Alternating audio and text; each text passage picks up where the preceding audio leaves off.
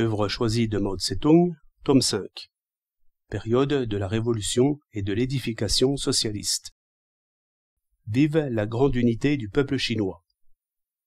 30 septembre 1949. Compatriotes. La première session plénière de la conférence consultative politique du peuple chinois a accompli sa tâche avec succès. Cette session a réuni les représentants de tous les partis démocratiques et de toutes les organisations populaires de Chine, de l'armée populaire de libération, des diverses régions, des différentes nationalités du pays, des Chinois d'outre-mer ainsi que des autres démocrates patriotes.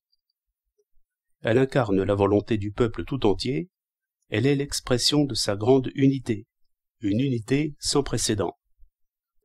Cette grande unité de tout le peuple n'a été réalisée qu'après que le peuple chinois et l'armée populaire de libération, sous la direction du Parti communiste chinois et au prix d'une longue lutte héroïque, eurent remporté la victoire sur le gouvernement réactionnaire du Kuomintang de Chiang Kai-shek, soutenu par l'impérialisme américain. Depuis plus d'un siècle, les éléments avancés du peuple chinois, dont une des figures éminentes est le docteur Sun Yat-sen, ce grand révolutionnaire qui avait dirigé la révolution de 1911, n'ont cessé de mener avec une persévérance inlassable, à la tête des larges masses populaires, des luttes inflexibles pour en finir avec l'oppression de l'impérialisme et des gouvernements réactionnaires chinois. Leur but est enfin atteint. À l'heure où nous tenons cette session, le peuple chinois a déjà triomphé de ses ennemis, changé la physionomie du pays et fondé la République populaire de Chine. Les 475 millions de Chinois sont debout et devant notre nation s'ouvre un avenir infiniment radieux. Sous la direction du président Mao Tse-tung, le dirigeant du peuple, notre session, animée d'une même volonté, a voté, en conformité avec le principe de la démocratie nouvelle, la loi organique de la conférence consultative politique du peuple chinois, la loi organique du gouvernement populaire central de la République populaire de Chine et le programme commun de la conférence consultative politique du peuple chinois.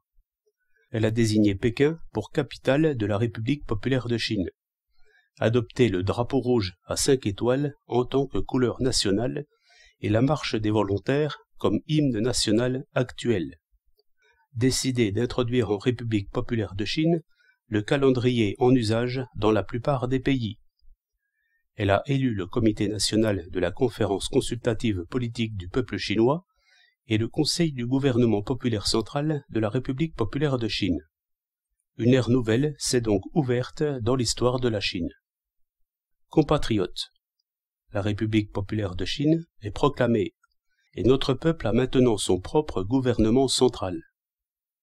Conformément au programme commun, ce gouvernement exercera la dictature démocratique populaire sur toute l'étendue du territoire chinois.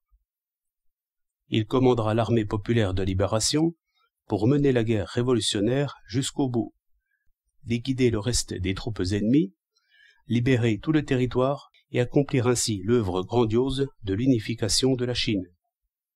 Il dirigera notre peuple dans ses efforts pour surmonter toutes les difficultés, entreprendre une édification économique et culturelle de grande envergure, mettre fin à la pauvreté et à l'ignorance léguées par l'ancienne Chine et améliorer progressivement la vie matérielle et culturelle du peuple. Il défendra les intérêts du peuple et réprimera tout complot tramé par les contre-révolutionnaires. Il travaillera au renforcement de nos armées populaires de terre, de mer et de l'air, à la consolidation de la défense nationale, à la sauvegarde de la souveraineté et de l'intégrité territoriale, et s'opposera à l'agression de tout pays impérialiste. Il s'unira avec nos alliés, tous les pays, nations et peuples épris de paix et de liberté, en un premier lieu l'Union soviétique et les pays de démocratie nouvelle, dans la lutte commune contre les complots de guerre des impérialistes et pour une paix durable dans le monde. Compatriotes, il faut nous organiser davantage. Nous devons grouper l'immense majorité de la population dans des organisations politiques, militaires, économiques, culturelles et autres, de manière à mettre fin à l'état de désunion et au manque d'organisation qui caractérisait l'ancienne Chine.